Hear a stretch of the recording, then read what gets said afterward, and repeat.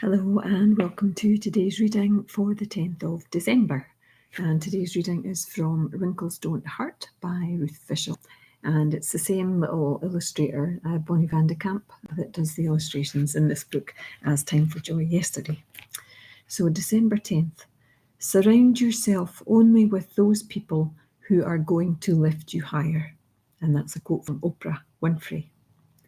Studies have shown that when we spend time with positive, supportive, and loving people, we will be happier, more content, and more likely to live longer. Daniel Amen, MD, who is a clinical neuroscientist, psychiatrist, and brain imaging expert, writes, "When you spend time with negative or hostile people, you tend to feel tense, anxious, upset, and sick, and you increase your stress hormones. Increases in the stress hormone cortisol can disrupt neurons in the hippocampus, one of the main memory centers in the brain.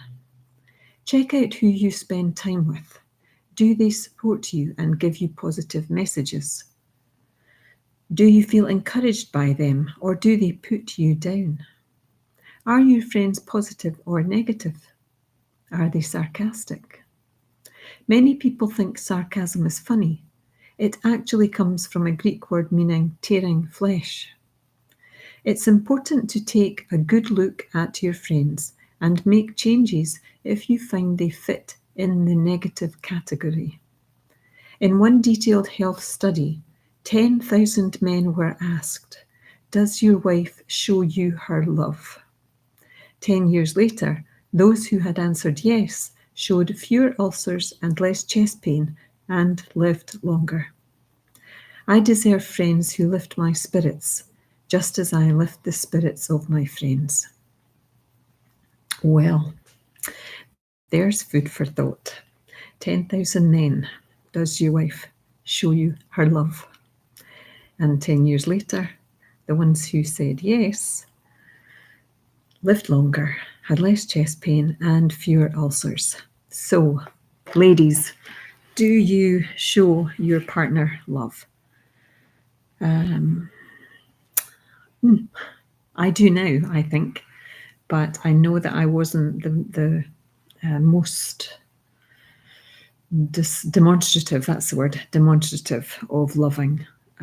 Maybe in public I was, because I wanted everybody to think well of me, but behind closed doors I don't think I was very demonstrative of being loving. So hopefully I haven't had too negative an impact on my hubby.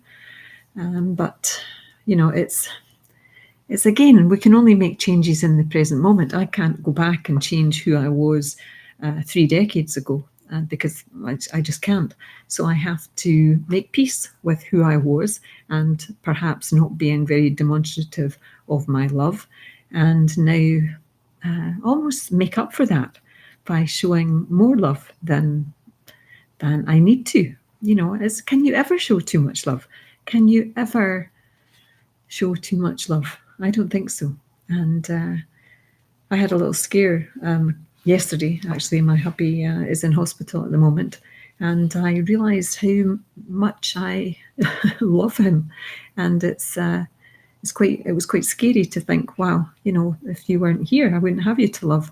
And it made me think of many readings that I've read over the years talking about how we should never go to bed angry with our partner, spouse, children. We should never leave home angry with the person you've left behind in the house.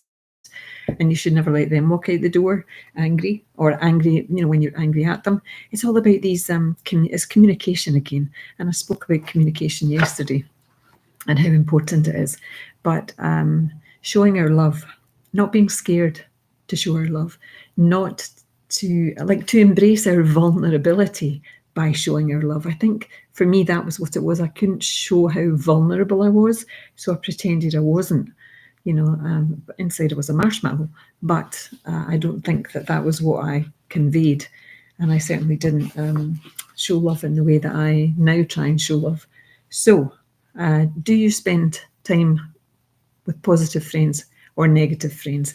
That's what this reading was about, and I went off on a tangent, but think about that, because positive, when you've spent time with somebody positive, you know it. And when you've spent time with somebody who's negative, you also know that. So 5 minutes are up, and I apologise for going off at a tangent, but that's me.